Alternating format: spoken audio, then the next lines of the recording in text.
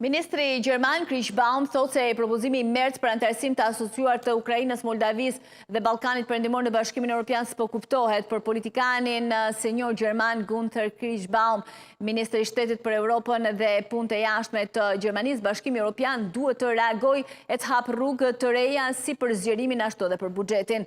Bashkimi Evropian supozohet të rritet përsëri, por ende ka disa mosmarrveshje se si kancelari Friedrich Merz po i përmbahet propozimit të tij për një status antarësimit të asociuar në Bashkimin Evropian të Ukrainës, Moldavis dhe vendeve të Ballkanit Perëndimor, përkatësisht Shqipërisë, Bosnjë-Hercegovinës, Malit të Zi, Maqedonisë së Veriut dhe Serbisë.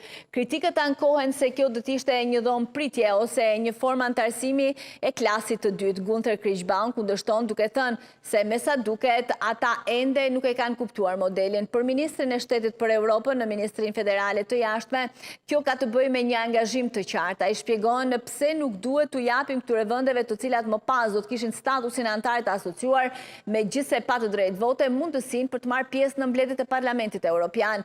Nuk na kushton asnjë euro apo cent. Sipas Krish Baum, kjo do të dërgonte gjithashtu një sinjal të qartë Kinës, Rusisë dhe vendeve të tjera, duke treguar se këto vende i përkasin Bashkimit Evropian. Kjo, thot ai, do t'i bënte kandidatët për antarësim të ndieshin se ata tashmë janë në një farmase pjesë e klubit. Është e rëndësishme t'i afrojmë këto shtete dhe t'i integrojmë ato.